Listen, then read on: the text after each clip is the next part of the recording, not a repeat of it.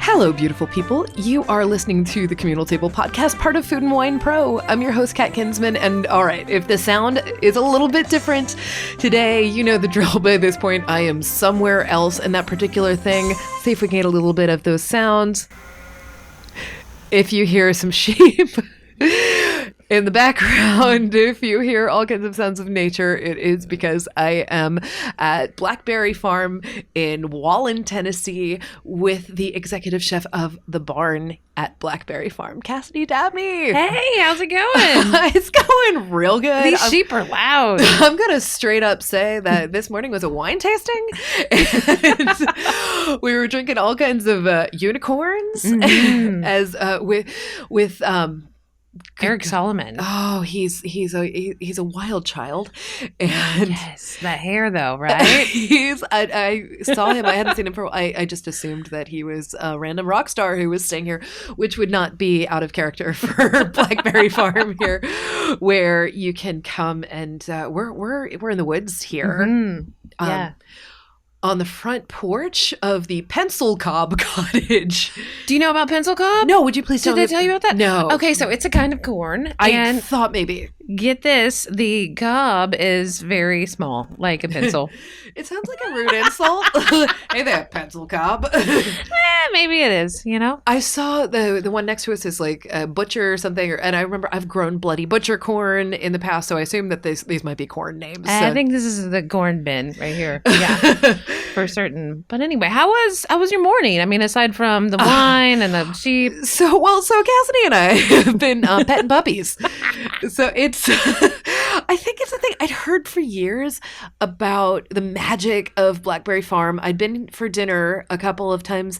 I'm trying to remember what years it was, and I definitely know that you cooked one of them in the barn for Biscuit Fest. Oh, yeah. Yeah, but I had never stayed here before, and I'd heard from people, you step onto the property, and just something magic happens, this bubble, this bliss. It's not real. This place is like a fairy tale. So tell me about the first time you walked onto the premises here. I was doing a stage to come work, and I think it was either 04 or 05 when I was doing the stage. Okay. And I was nervous, obviously, because I'm coming from the Four Seasons in Wyoming, and I'm in Tennessee. And so you're used to like high-end hospitality tied to a resort kind of place. Yeah. That's a little bit my shtick, a little bit. But then I come up to the walk-in at the main house, and it's an old like bunker or like storm shelter with stone and trees growing on the top of it. And I was sold at that single moment that I saw this little magical little gnome door walk in. And I'm like, I have to work here. And of course I go in and I meet everybody, and it was exactly what I thought it would be. Just great people. The chef at the time, was it Joseph Lynn? It was John Fleer. Oh, wow. Okay. So Joseph Lynn and I were line cooks together. Oh my gosh. Okay. Yeah. So if you would explain to people for a second, for context, John Fleer and why he's so important. Okay. So John Fleer, I can't say enough great things about this man. He is that chef that brought Southern food to like the forefront of the country. Just like, hey, everybody, we're doing something incredible here. Mm-hmm. We have these amazing artisans and all this amazing things that we're doing, all this soul. Come check us out. And doing it in a fine dining. Fine dining. Yeah, because I feel like people knew that Southern food was great, but they didn't have that particular lens on it necessarily. They didn't know that it could be refined. And because I'm thinking of like the great, like, you know, any of the temples of Southern cooking and stuff. I have like Highlands and, you know, a bunch of places in New Orleans. That's debatable if that's Southern food or not. And these places, but I think of some of these like classic old places, and they're so spectacular and they feel like they're in a different time. But the thing is, here feels present. Yeah, we try to keep it pretty present. Well, let's talk about the fact that like so much of what you are cooking, had you been in a situation before where so much of what you were cooking was from right freaking there? No. I mean, I grew up in a hunting and gardening family. Yeah, so, where'd you grow up? Well, where didn't I? Tennessee and Virginia, Arkansas, Georgia. Colorado. Military thing going on? Or My dad was in the Forest Service. okay. So he's a wildlife biologist. Oh, so, wow. Okay. Yeah, so we have this like kind of a connection to the land via him and his job and his passion for the outdoors. So I kind of had that connection already. I understood like cooking with where you were at and what you could find kicking around. But then having so much stuff around is incredible. Like the dairy, the sheep you hear behind a few feet away were screaming at us. And then the chickens we passed on the way here. You know, there's just so many.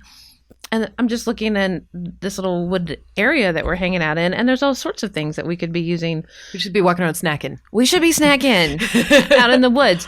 But there's so many things, and you kind of like you learn from the locals, you learn from making mistakes, and then you hope that somebody else is going to eat the food and really enjoy it and connect. So foothills cuisine is a term that maybe didn't always exist. And it came about, and John Flair was kind of he's like a progenitor of this kind of thing. Can we talk about what that looks like? Because when people think of, this particular region, I mean, there's tremendous economic disparity around here. And there is, a lot of people maybe struggling to make a living, but also really in touch with nature because that is the least expensive but like best way to eat, and really treasuring these ingredients in a way that I feel like was maybe stigmatized almost. I know people who grew up in sort of this neck of the woods. I'm from Kentucky, and I was thinking of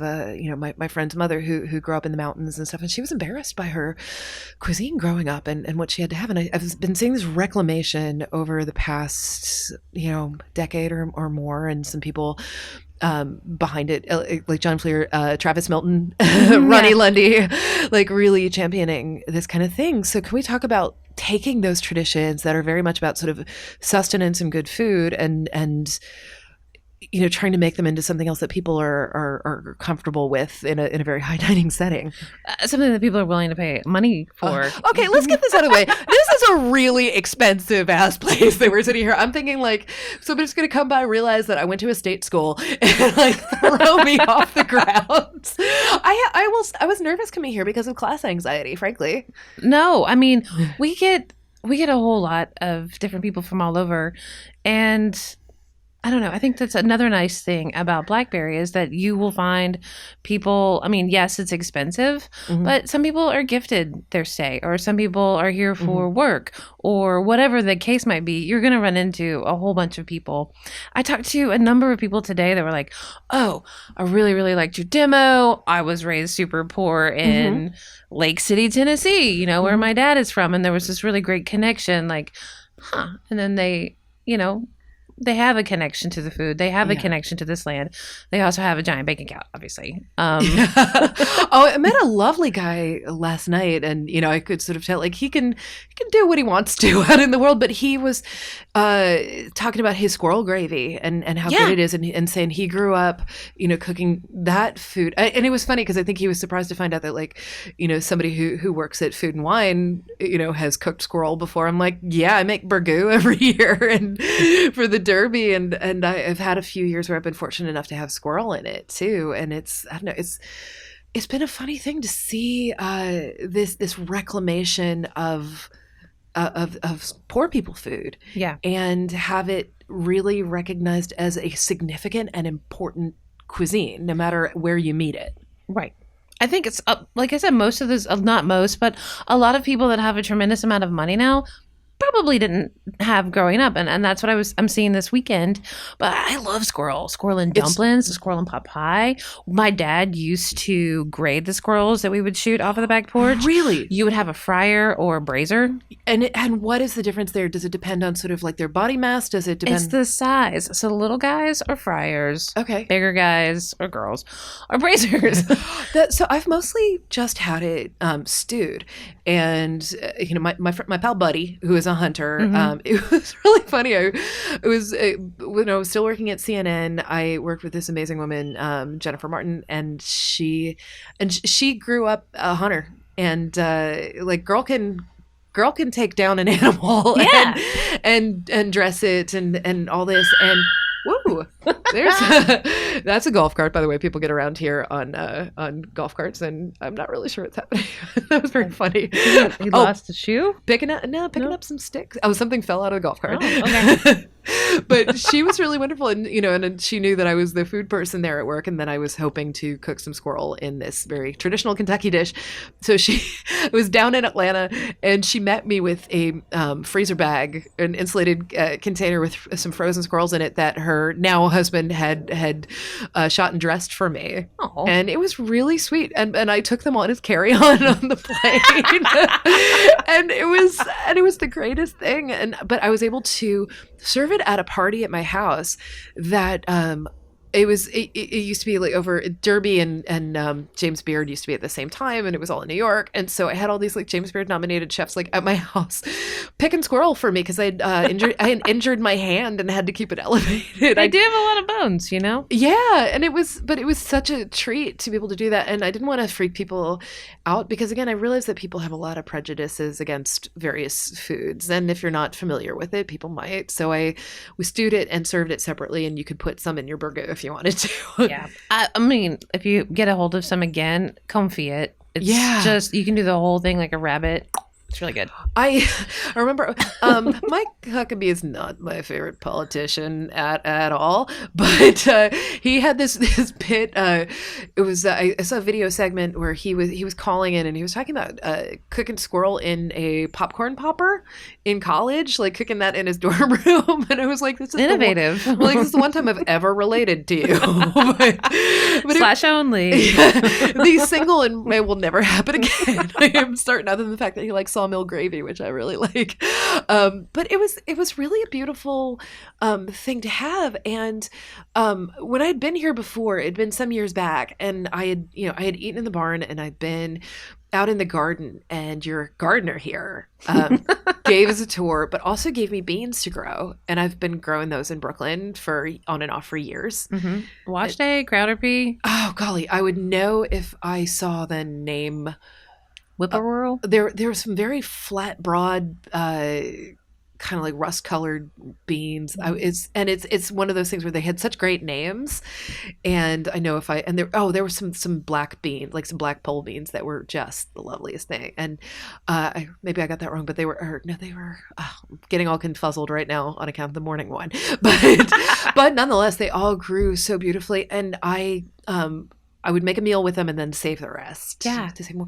So let's talk about the gardening aspect here. Like, when you're menu planning, how closely are you working with John, the farmer?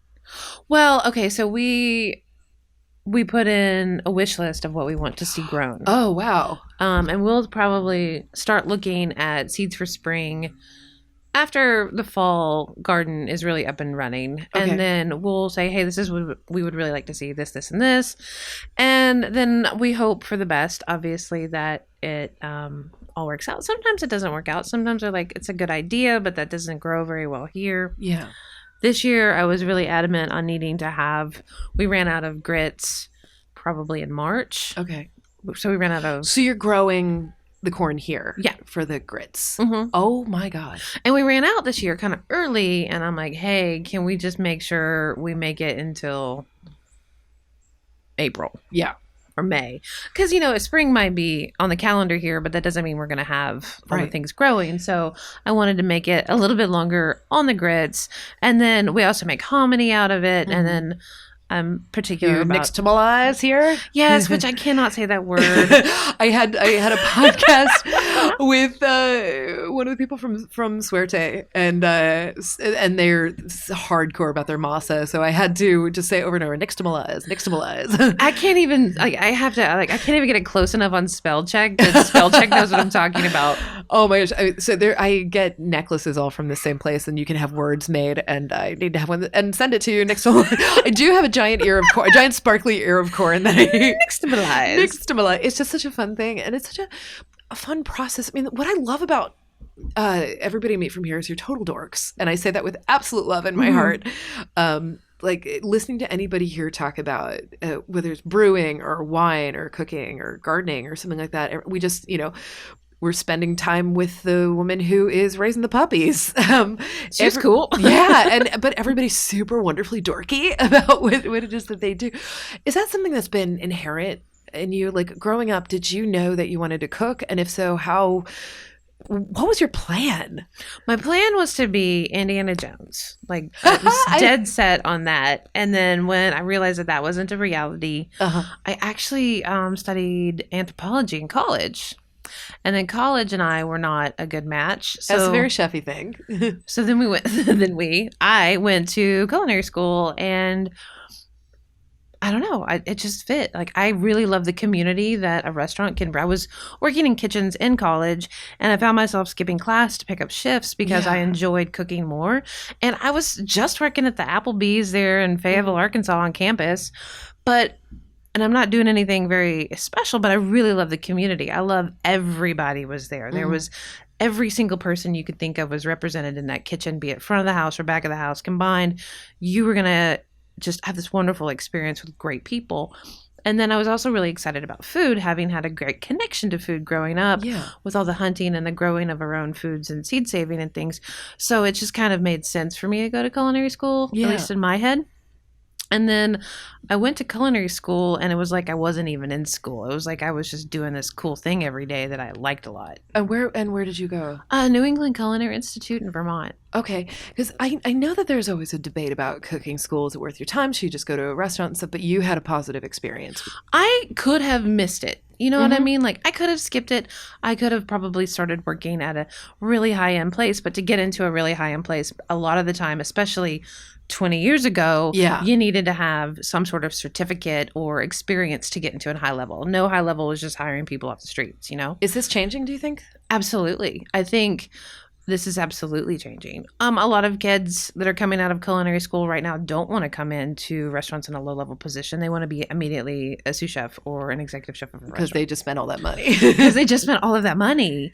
And that's their expectation. That's their parents' expectation, you know, and they feel like they have to live up to that. So, I find that we are definitely, people walk in and they're like, I went to this community college. I took a couple culinary classes.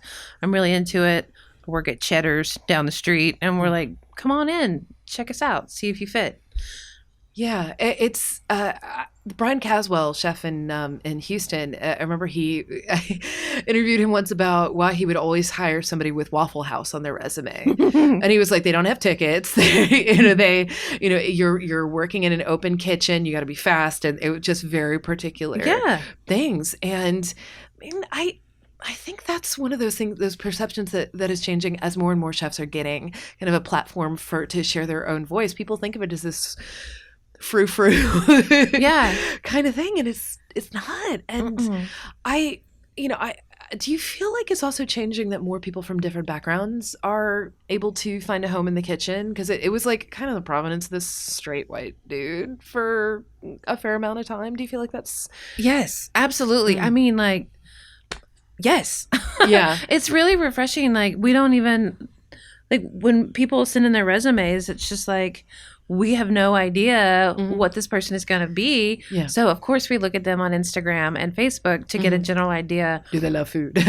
of this person's lifestyle. Do they love food? You know, because if you post about food a lot, you probably like it a lot. Also, everybody listening know that they're looking at your Instagram and your Facebook. Yeah. Hey, kids. Or hey, adults, or however it is. Like... Yeah, you might want to tighten that up a little bit. Button that. Have you had incidents where you sort of saw stuff and you thought like, yes. I mean, when you just see like every other picture is drunk on a boat or, funneling beer in a parking lot somewhere, then you're like, good for you. Have your fun. But we definitely want people that want to be here. And like you said, we're a bunch of nerds, and we really, really connect with nerds. So if someone shows a huge amount of passion and focus, come on.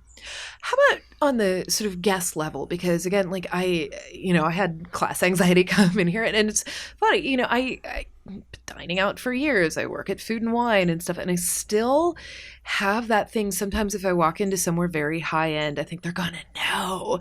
And I think if I come in there with, the particular job I have and all the privilege I have, and I still don't feel totally like I, like people are just going to figure it out about me, that I don't belong there somehow. There's got to be a big range of guest experiences that you see coming in here, because there are very, very wealthy people who are here. How do you identify the other people and make them feel comfortable? The people who maybe this might be their once in a lifetime. There might be something where you can spot they're nervous. The thing, when they make the reservation, they're like, oh, this has been on my bucket list the whole time, and then they get super excited when they're like planning with their reservation person. And then we're like, oh, okay. And then we have notes on all of our guests. So we know how many times they've been here, if it's a first time, if it's a bucket list, or if there's a special occasion. And you can kind of read between the lines just on paper. Yeah. If it says bucket list, we're like, yeah, all right. Bucket list, let's do this. And we get really excited about having those guests, because we want to make sure that one time that they get to go to Blackberry Farm is the best time they ever have. That's such a good thing.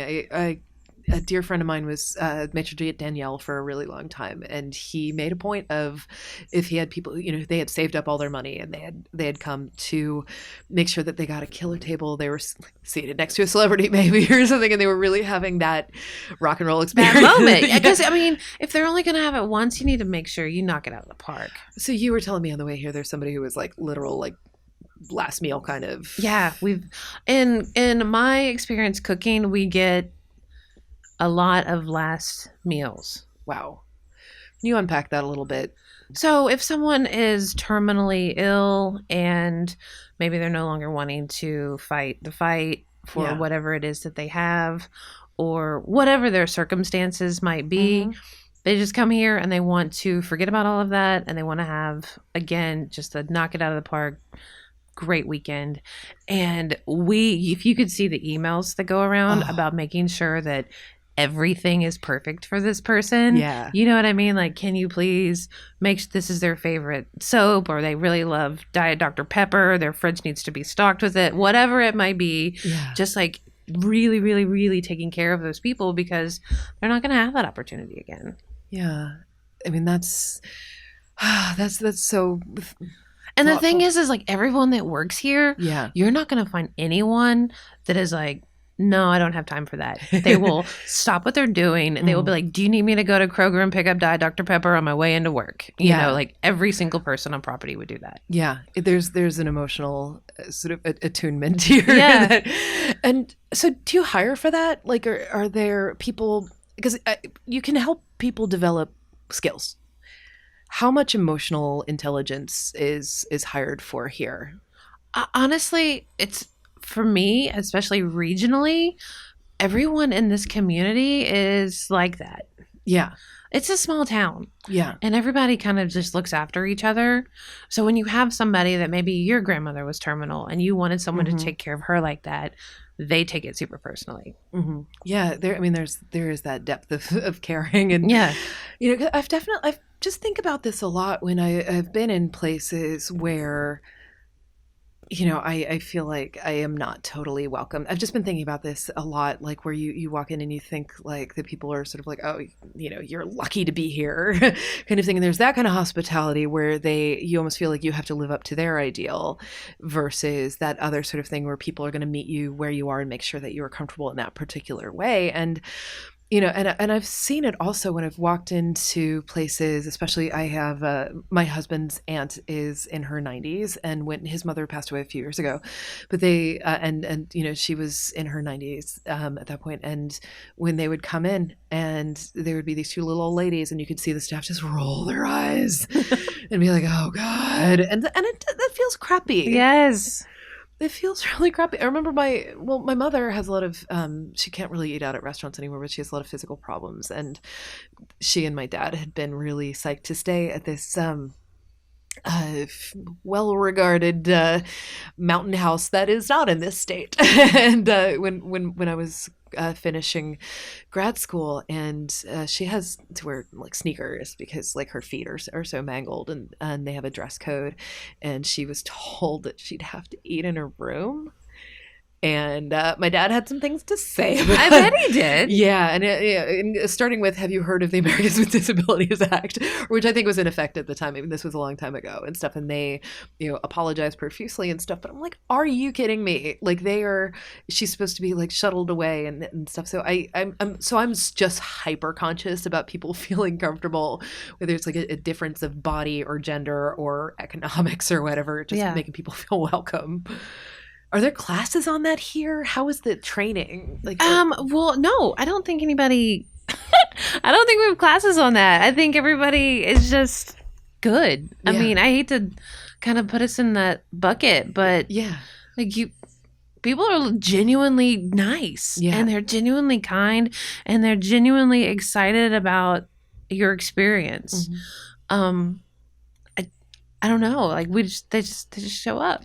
Well, I get the sense that y'all take care of each other in a really meaningful way too. And if it's okay to talk about this, because I talked to Andy and Sarah Chabot about this. You all had the reason that we're all here for this particular few days is honoring the legacy of Sam Beall, proprietor of Blackberry Farm, and he took over from his parents. And he passed away very suddenly in 2016. Yes. Was it? Yeah, and had this tremendous legacy of education and nerdiness and hospitality and all that, and the money for this.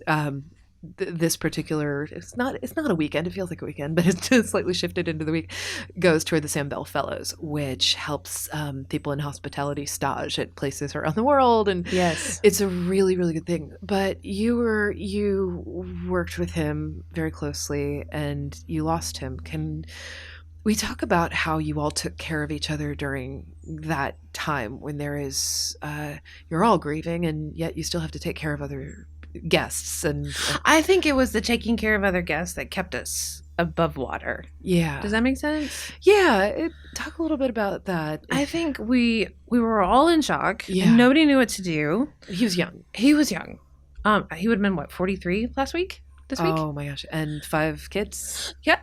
Wow. Yeah. And he, it was just like he was the leader in chief. We would all sit down every week, hang out, talk, spitball ideas. Mm-hmm. Like, here, I got this dish I need you to try. Do you mind coming up to the barn and tell me what you think?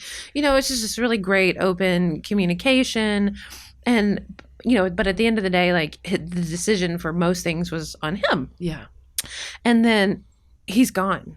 Yeah. And we're all like, and so we have to make those decisions immediately. There's no like moment, like immediate decision, marketing, what goes in the obituary, like immediate. Like I do not envy the ladies that had to take care of that marketing situation, the PR side of things. Like, how do we release this to the world? And then everyone is having to stay really, really, really buttoned up. And you had guests at the time. We had full guests. We never stopped having guests. We never stopped going. Yeah. No one ever had time to stop. And we always had to keep serving. We always had to keep doing what it is that we do every day. And then I think it was probably about, I don't know, a year and a half, 2 years ago, we all just kind of looked at each other and was like, we're on the other side of this, Yeah. Like, hey, how are you doing? I have a second now. How are you doing? Yeah. Because you have to take this, there's this property and everything about it was Sam. And then all of a sudden you have to make it just as great. Mm-hmm. And you have to let everyone know that it's just going to be great. We all know exactly what Sam would have done. We're now going to make those decisions. We are now going to keep moving forward. And the core group of us that were there and have been here for a long time, I'm going on my 9th year. Mm-hmm. We're constantly checking in with each other. Yeah. Like, how are you doing? What do you need? You got an idea about something? Let's talk. Want to grab a glass of wine? It's just like we are 100% family in every sense of the word. And that goes from, Mary Celeste to, I was just talking with Chris Bell, Sam's mom. And we have these very, very, very candid, open, honest, sometimes not comfortable, but always needed conversations still. And how were you, because you're a team leader. How do you take care of the people who you're supervising, who, maybe, there's a step in between them or something, but they're still having to bear the weight of this. How do you have those conversations that not a lot of people are trained for? I think we as a culture are not awesome about talking about emotional stuff in a lot of ways. And I know that this is a kitchen that is different from a lot of kitchens, but so many kitchens are shut up and cook and just tuck it away. But this is a moment that you can't step away from or ignore. So how has that sort of altered the DNA of how you all communicate with one another? Are lineups different? Is there a check-in system? How does this work? Of course, we had the lineups before, and we had the check-ins before because that was the culture that he brought to the table. Mm-hmm. Every day you check in. How are you doing? Is everybody okay? Is anybody, And then we have private lines of communication to each other too, in case it doesn't need to be public or if something needs to be said privately. It was hard. It was hard. I had to communicate to my team that I wasn't able to create. Yeah. I couldn't. Yeah. Yeah. I imagine having to, when you're in grief, it's hard to feed yourself, let alone try to give somebody, you're trying to make freaking oatmeal and to feed yourself, let alone trying to give people the razzle dazzle kind of destination plates. And it was like the bare minimum, I'm like, I'm going to just really press on. I'm going to lean into technique and ingredients right now and just let that lead because I don't have any creativity right now. How did you build back up from that? How did you take care of yourself? And are you okay? Okay. I'm sorry. I'm holding it back myself right now, but I may not. It's hard. No one prepares you for this. No one, we're not great about grief as a culture. We're not great about emotions and all of this, and putting it into food. Self-care is not something that comes naturally to a lot of us. Oh God, no. I just took my first vacation in 5 years this year. It was just like, where did you go? What did you do? I went to Eastern Europe. Oh my God. I've heard incredible. Okay, you need to do that one. But there's we were just talking about the poverty of Appalachia, and how the food is. Yeah. I mean, the same thing is happening in Eastern Europe, but it's on a much closer to us right now scale because they just got rid of communism in 89. I mean, we just did in the September issue, Besha Rodell went around the world for us, and we did the world's 30 best restaurants. And there's one in Slovenia that she was like, I know everybody's going to Croatia. I know everybody's going to all these places. She's like, Slovenia is where it's at. And, but people, it feels like Croatia really is having this thing. But it's having a moment for sure. Yeah, the Balkans. Are the Balkans there? My geography is so bad. Bosnia, I know, is having moments. It's just like all these things where I always thought of growing up war torn, whatever. And the fact that people are going there as tourists now, and apparently there's incredible food happening, and and beautiful things, and good resilient people who have had to come back from this. But it took you this many years to have a vacation. So what were you doing for yourself in the meantime to just plug back in, to take care? What did the day-to-day of self-care look like? So I hurt my foot. Oh no. And I hurt my foot and bad. And then, of course, I ignored it because you're a chef. Because I'm a chef. That's what you do. And then, of course, it got worse. Yeah. And then, of course, I had to have surgery. Mm-hmm. And then, of course, I was forced to take 2 weeks just to heal from the surgery. And then, of course, I had a scooter in the kitchen scooting around on an e-scooter, because how else are you supposed to expedite with a boot? Yeah. So once my foot got healed, I was able to get back into my fitness routine that I've had almost my entire life, where 45 minutes to an hour a day, I am outside. I don't care if it's raining or if it's 105 degrees or if it's 2 degrees. I am outside and I'm feeling whatever outside is giving me. Mm-hmm. And I have on earbuds and I'm listening whatever music I want to, and I am just letting everything else go. And so you have just always done that as your self-care? Yeah. And do you do it on property here? I do it at home. Okay. I do it around my little neighborhood. I have made friends with all my neighborhood dogs. Oh, I have, there's a beautiful green belt, and there's snapping turtles and otters even. It's nuts. You're friends with an otter. Yeah, they're so cute. And then there's birds, and then the mushrooms are always popping up. And then there's so much to see if you pay attention, obviously.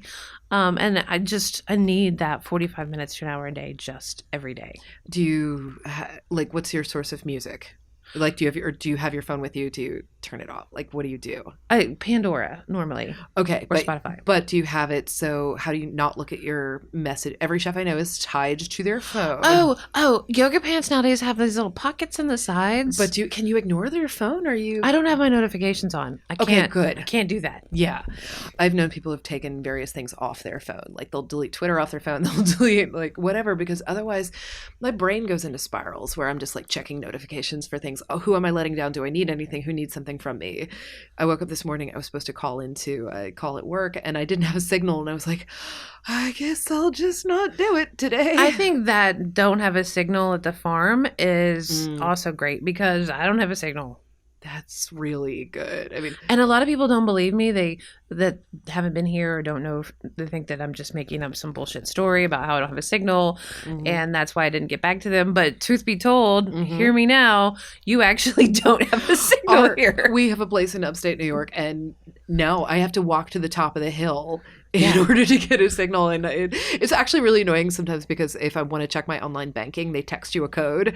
And so I have to it doesn't pop in. Yeah, so I have to do that. Run up the hill, get the text and run back down the hill. And it like expires in a few minutes. And, like really, this is what's happening right now. Oopsie. Yeah, but it's nice. It is a really good break, but I've had to... It's a lot of work training myself to unplug. Yeah, and do self-care kind of stuff. What do you do? I'm not good at it. Like I really, it's yeah, I need to work on that. I you know what? It's been being just kinder to myself. It's not even, I know I need to get a particular practice of something that I do. I talk actually on this podcast a lot about Andrew Zimmern and how good he's been for me. Last year after Anthony Bourdain's death, we talked a lot. He was definitely, Andrew was very much there for me when I was having a rough time last summer with anxiety. And he said, you need a daily practice. And he was saying he'd always told Tony that he needed daily practice. He was like, shut up. So, and I keep telling myself I'll figure out what that is. And I bought sketchbooks and I did all that. The important thing that happened though was I got an ADHD diagnosis, and which is at the root of a lot of my anxiety. And what it did was let me forgive myself for when I can't be perfect at things and when I feel really scattered and when I can't concentrate. I used to beat myself up and be like, I just have this garbage brain. I'm a garbage person and all that stuff. And I realized like, oh, there's an actual medical reason. I do still have to do the work and stuff, but I'm able to say like, okay, that was a bad brain day. Maybe tomorrow I'll take my medication. I went on medication and maybe tomorrow will be easier and better.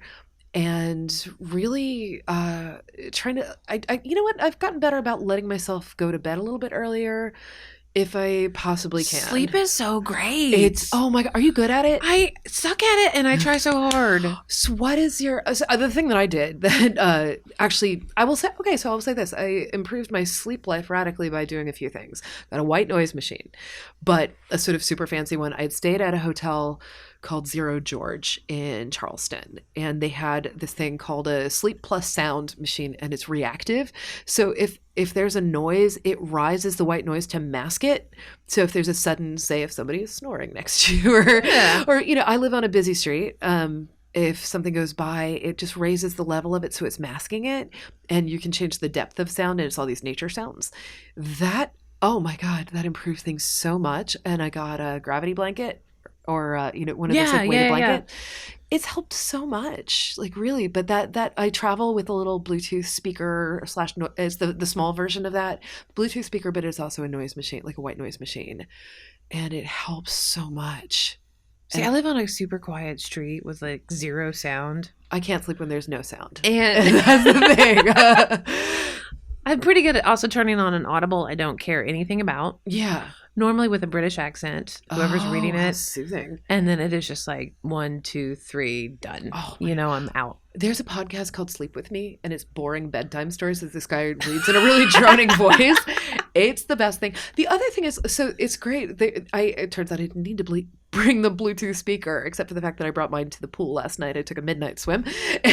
But there are these great little like Bose speakers in here that are really nice. Mm-hmm. And I bought this piece of music that I'd heard about on a podcast, NPR Pop Culture Happy Hour, and there is a music guy on there named Stephen Thompson, and I was thinking like, oh, I always love his musical taste. It really resonates with me. And one day I was like, oh my gosh, it's like we have the exact same taste. He's turning me on all these things. I wonder if we're the same age. We were born the same day. What? It turns out, yes.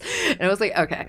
But he talked about this composition by Max Richter and the Max Richter Orchestra. It is an 8-hour piece of music called Sleep. How did they get through that? It's they must have recorded it in waves, but it's supposed to mirror like your ideal sleep cycle. So I put that on the speaker last night, and it's incredible. I'm going to see a short live performance of it next month. Do people just nod off? No, they have had usually like a mattress company sponsored it or something. So they'll have, a bunch of, whatever it happens to be, and people can actually like go to sleep during it. Wow. Yeah, which is really cool. But getting my sleep right, or at least better than it was. Mm-hmm. Oh, that, and also medical marijuana. I am legal in the state of New York, so good for you. I have a one, and I had never smoked pot before. This is like, it was totally new to me before a couple months ago. I had never done anything, and I have a 20-1 CBD THC tincture. Okay, there are birds. Oh, those are the turkeys, I think those are the turkeys.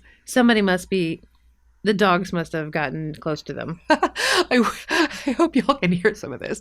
But then, like, during the day, it's good for inflammation because I have like endometriosis pain and stuff. But then, like a 1-to-1 ratio vape for night, never feel like obliterated or anything like that. I'm just like, oh, my body is chill now. And I'm normally just so exhausted by the end of my night. You have a much more physically brutal job than I do. I will literally just get out of the shower, fall into bed, and I will wake up. And I used to get by on like 4 to 6 hours of sleep. Yeah, I was 3 to 4. It was not good. That was like not really good for me. And then now I'm more of a 7 to 8 girl. Yeah, it's great. Yeah, and you and I are both in our 40s, so and you're new to it. Yes, kind of new. Yeah, it's what, my 40s have been the best times of my life. Honestly, like, do I have some more aches and stuff? Yes, sure. Yes. But do you have more gray to cover? Absolutely. Oh, yeah. I'm like kind of letting that fly right now. Just like, and it's, and it's fine. But I realized like, the not beating myself up as much. And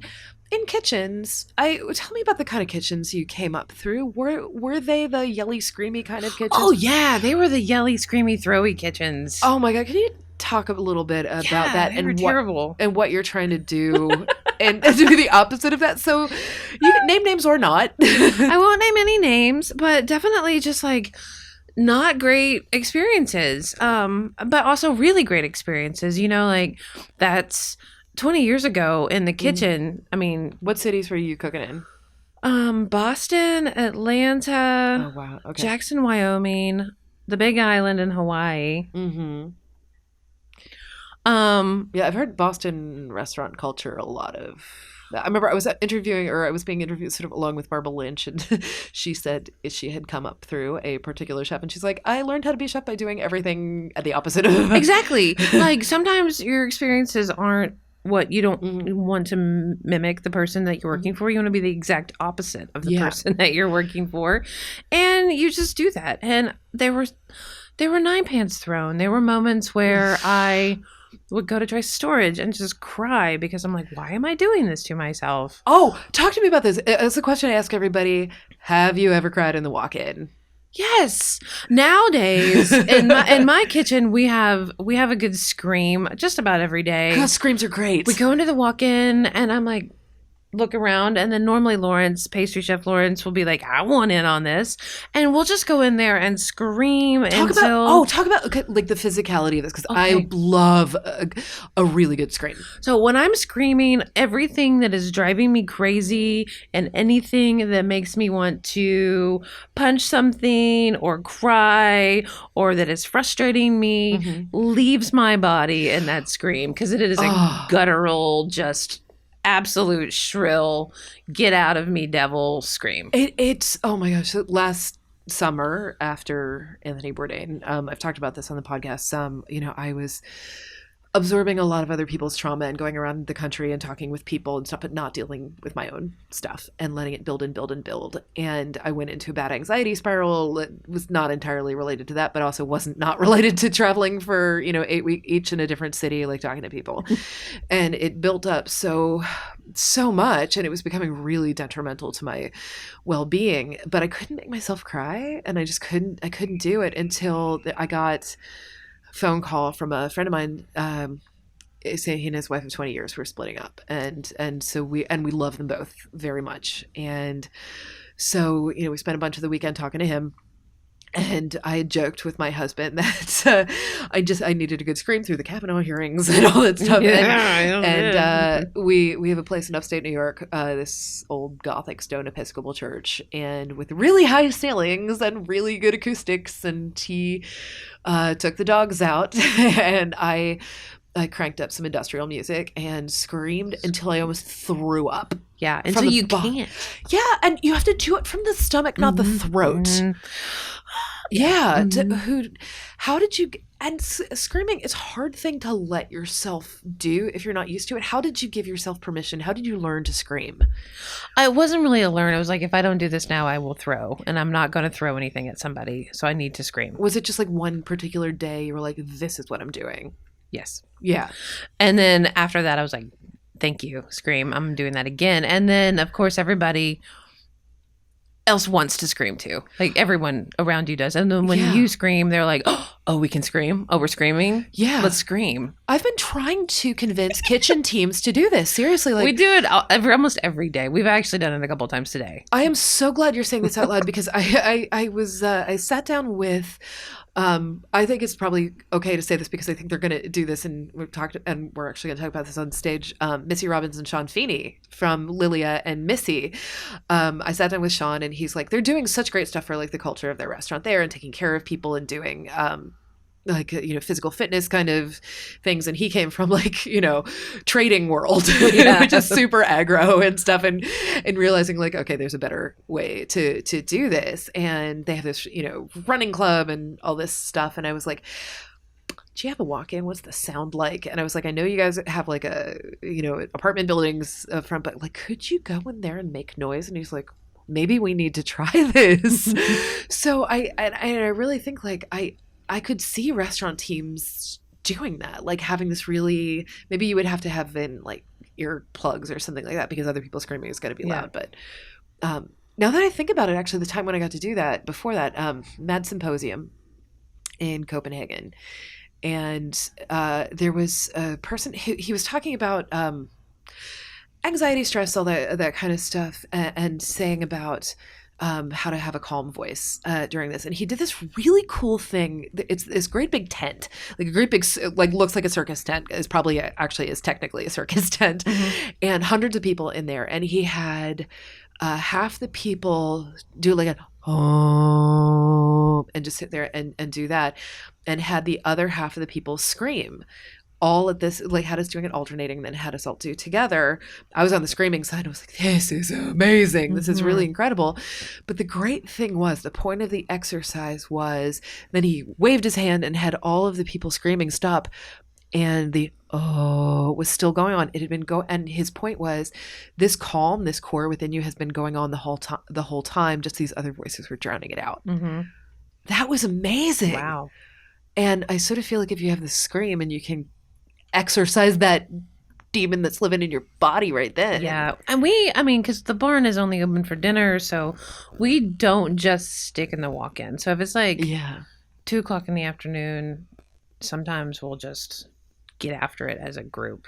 I think that's so healthy to be able to do that. That's like great therapy. It feels great. And everyone likes it. I mean, is there, and just for the physicality of it, do you have tips so how not to like hurt your throat, how not to... No, I'm certainly not a pro screamer. Maybe you could have a scream coach come, or like, well, because before I did that, because I thought I'll do it at some point. I talked to like stage friends of mine who are performers and stuff, like, how do you do this? And they're like, well, do it from your stomach and do it, and just don't have it like ripping from your... It does kind of go from there sometimes though, like towards the end when you're like out of air.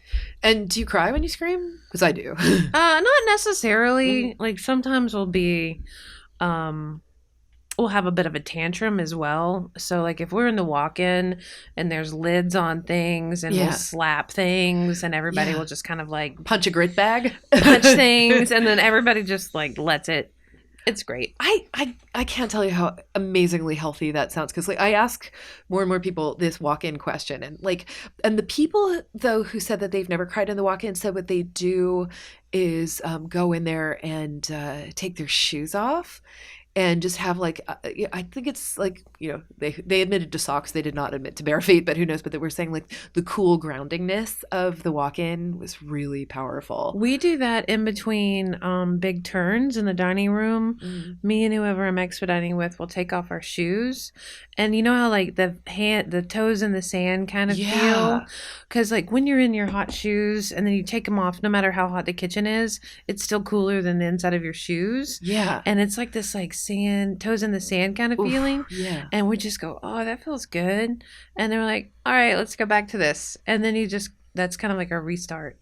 I love that, because you'd sometimes need a physical change for that. And I know with Blackberry Mountain that whole it's geared toward wellness and stuff. So, and that's sort of part of the core culture of here. And it's it's a joy to see people turning away from the masochism of it all, because I talk to a lot of chefs who are sort of my age and older, and talking about that the Gen X masochism of all of it, where there is that pride in like, well, I worked a double, well, I worked a Clopen, whatever, and I went out late, afterwards and rallied for the next morning, and this thing that is leading to, I think we're at a point in the culture of both society and the restaurants where we're not lauding that behavior anymore. We've seen too many people die from that behavior. Yeah. I just did 2 back-to-back events, and then I came back, I had a day off, and then I came back and I needed another day, and I had like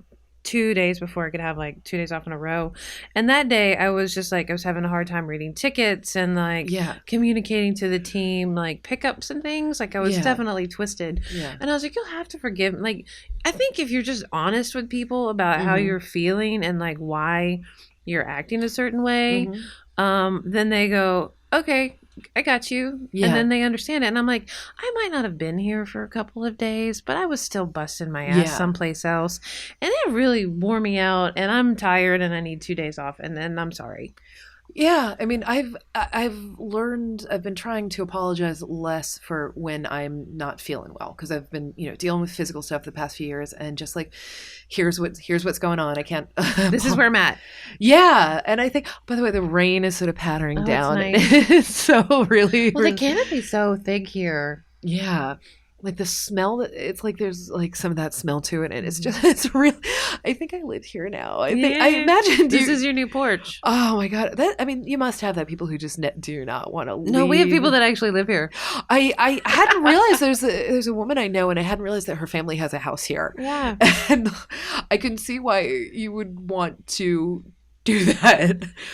Yep. And I hate asking gendered questions, because I'm no chefs are tired of hearing it. They're tired of all this kind of stuff. But do you think, and answer this or not if you don't want to, but the communication that is coming through now from women, because we were socialized, I don't think it's biological. I think we're socialized to be a little bit more attuned to moods and having to do so much emotional labor. And I see a lot of these more emotionally attuned kitchens that are run by women. Do you think that is an actual factor? Or am I just sort of conflating like these particular things? Is there something there? Well, I mean, women are like completely told that they need to do everything all the time and also be smiling. Yep. Backwards and heels.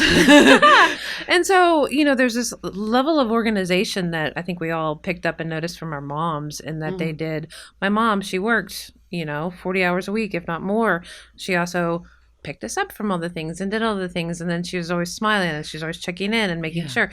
And so that was what my mom did. Yeah. And then even though I'm not a mom, I mean, I'm a mom. Up top. I'm definitely not a mom, but I'm a mom to these kids in the kitchen, you know? And then I find myself, are you okay? Don't forget to shave tomorrow. You need to get some new starch, and Same. I don't have kids, and I find myself, momming people. Yeah. And, I'm, I have a wonderful, wonderful colleague who sits we sit sort of face to face with monitors in between us. She is 20 years younger than I am, and she's so brilliant.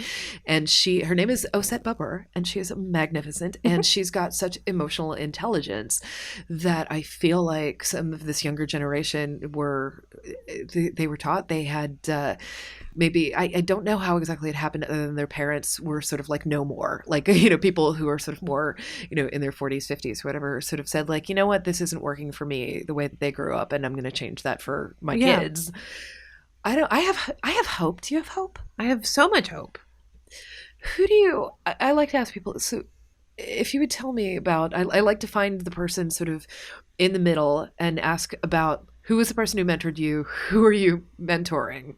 So because I think this isn't going to exist without really great mentorship on both sides. So who do you go to or who taught you how to do this? Not just to be a chef, to be a leader, to be a person in the kitchen. How did you learn that? Was there a particular person?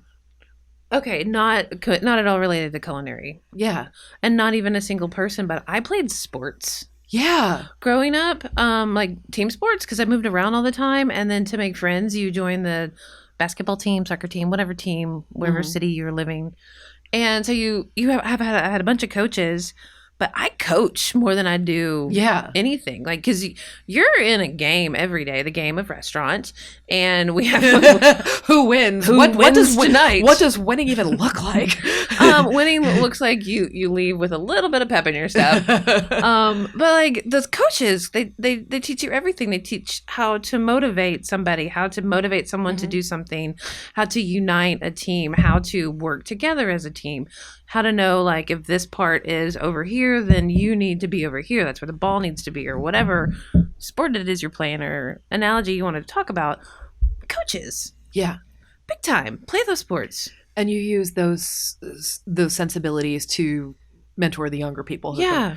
And if they have, and I can tell if someone has played a sport because they relate more to a lot of the coaching and the mentoring, more so than if they didn't play the sport.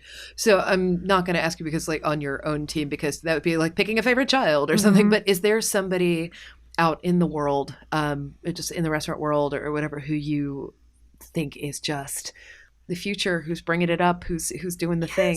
Yes. You want to shout out a few names?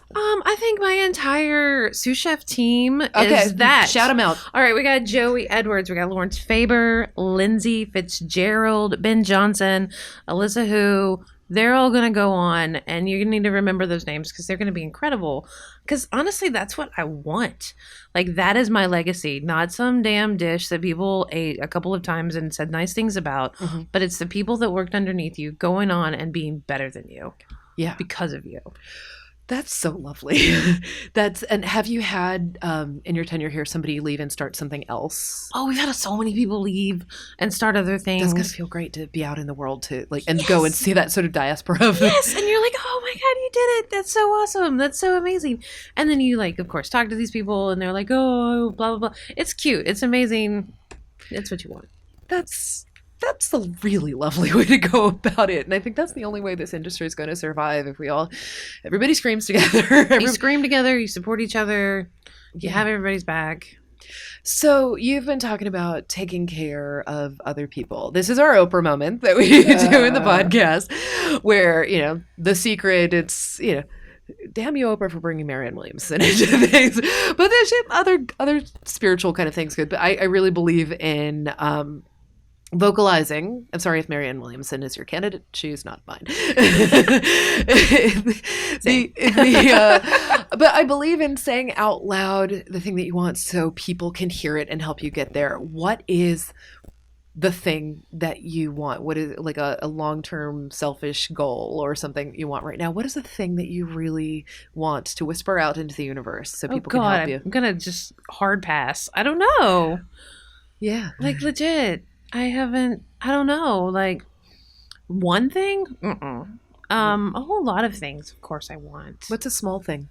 A dog? Oh my God. Okay. So Can we start with that? Right before this, we petted, we didn't get to pet them, but we admired and loved at some 10-day-old puppy. You can say the name of the dog breed because Legato something. Say it, because I'm right there with you. It's Legato something. They're truffle dogs. Legato Romanolo? Yeah. I'm going to take that. We spent a fair amount of time watching those little dogs and watching them nurse on their mom, and it was. Yeah. I want a dog for you. I want a dog for me, and I think having a dog also comes with having the time. Yeah. To spend with a dog. Yeah. I have the yard. I'm ready. I got that. Check. Yard. I've got a dog sitter. Check. But I need to slow down a little bit here and there. And I'm hoping the dog will ground me a little bit. You're building a dog-ready life. I am. This dog is going to be the luckiest dog in the world. I thought those truffle puppies were lucky. This Cassidee Dabney's dog. My dog is going to be the luckiest dog in the world. Oh my gosh. We've got the speed round now. Oh, shoot. What is your comfort food? Watermelon. I can eat a whole one. I love them. Oh my gosh. Wait, where was that skit from My Cat Can Eat a Whole Watermelon? There's a line from a movie somewhere. Somebody says My cat can eat a whole watermelon. I had watermelon at the dinner last night, and it had some savory elements on top of it. It was just magic. Crispy chicken skin. God, it was so good. And then I love pickled watermelon rind. Mm-hmm. I like just straight watermelon. Have you had a really good one this season? I've had so many. I am a watermelon person, and I will just cut up watermelon, have a bowl of it laying around the kitchen, and be like, hey, everybody, I cut up this watermelon. And I just tell everyone in the hopes they eat it, but I eat it. That makes me so happy. It's such a perfect food. It's so good. What is the last meal that you had that made you emotional? Last meal I had that made me emotional. I just don't know. Where you just felt, I don't know, because you said you hadn't traveled much. When you were traveling, did you get to have any emotional meals?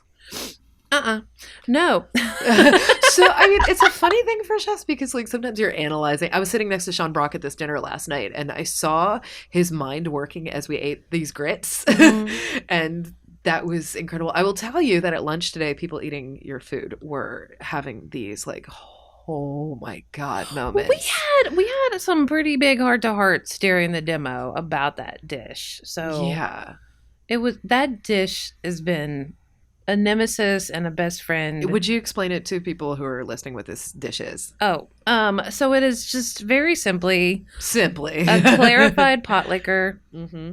with a confit egg yolk, cornbread croutons, pickled peppers, chili oil, butter beans. Can I name any more things? And a whole bunch of herbs from the garden and really fragrant flowers. The pot liquor. And the pot liquor is. Can you tell people about pot liquor, because it is one of the best liquids on the planet? So the pot liquor is the liquid that you cook greens, beans, peas, green beans. Insert your vegetable. And you could just slowly cook it for hours and hours. Most often it has some sort of pork product in it and onions. Mm-hmm. And then I always like to add vinegar and sugar to it. Same. I've been doing a little bit of cane syrup. Oh, yeah. And even fish sauce a little bit. Oh, why not? Yeah. And then it's just that liquid. And then we've taken that liquid and then clarified it just to make it fancy. It was, good God, that was a beautiful dish. Yes. And I had an emotional moment. I have an emotional moment with that because I had to take it off of my menu because it wasn't happening the way I wanted it to. Yeah. And that's got to be a moment where you're like, okay, and you take it back to the drawing board. And yeah, it's like, what am I not communicating to the team? Those sheep are communicating pretty loudly. So funny. What am I not communicating to the team to get this across? Yeah. You know? And that's good to have those moments of reflection and Yeah. all that. What is the last meal that somebody cooked for you at their home? Oh, my CDC, Joey Edwards, he did a chicken shawarma on his little rotisserie thing. And he cooked it for me, or like for us as a group for a party. But we had tasted so many delicious wines that it was actually never cooked enough. So we never ate it. Oh my God. But the thought was there. That's lovely. Not everybody has a home rotisserie. That's really lovely. Right, and we didn't eat it. So I know y'all host a lot of musicians here. Who is the musician, who is the living musician who you would most want to cook for, and what would you cook for them? Dolly Parton, that pot liquor dish that you had today.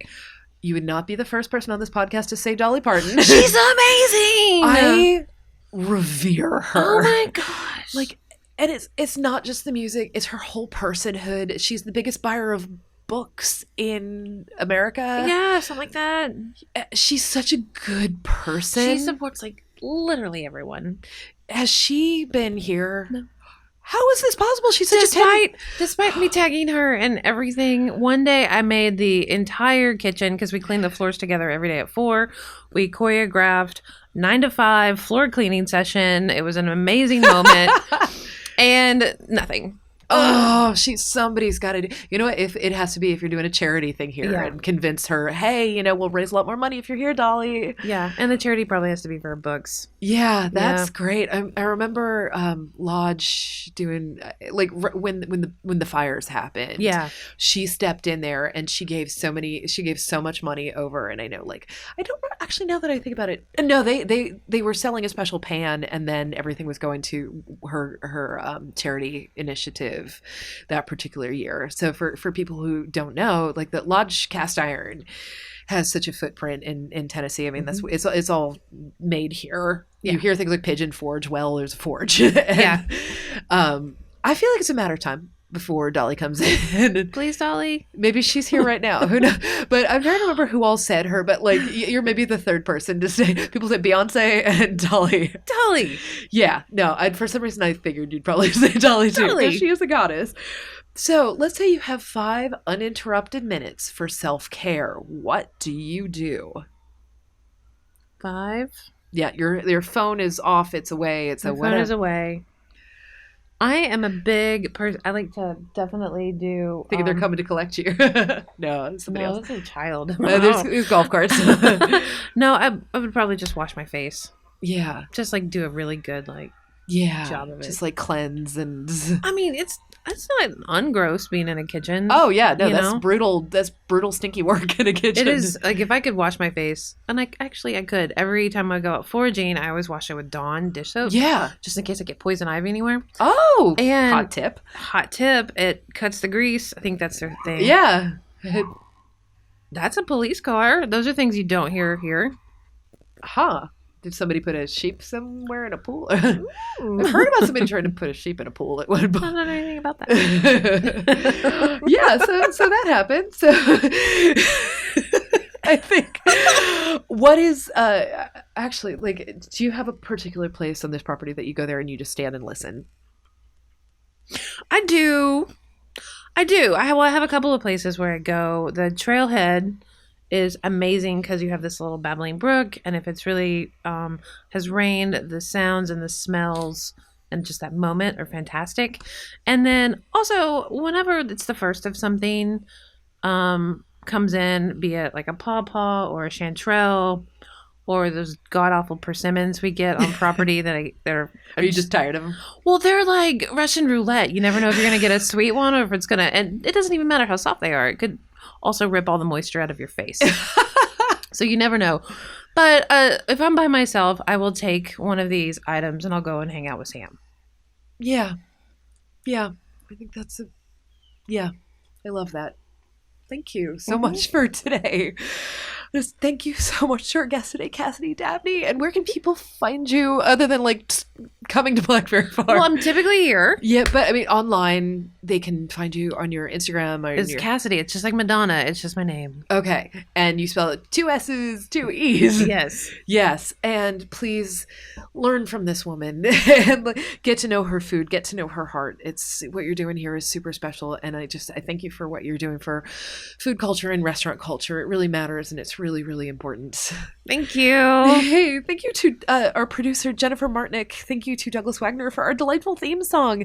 If you like what you heard, please tell a friend, write a review or rate us. It really matters, like those reviews, those stars. They let other people find us and listen to us and let us keep having these conversations. And if there's a guest you'd like to hear from or something you'd like for us to talk about, please let us know. And you can find me on Twitter at kittenwithawhip. Find out more about the show and catch up on all the episodes at foodandwine.com and at Food and Wine's YouTube page. Thank you for listening. Take good care of yourself till the next time. Go pet a puppy. Go stand out and listen to the rain.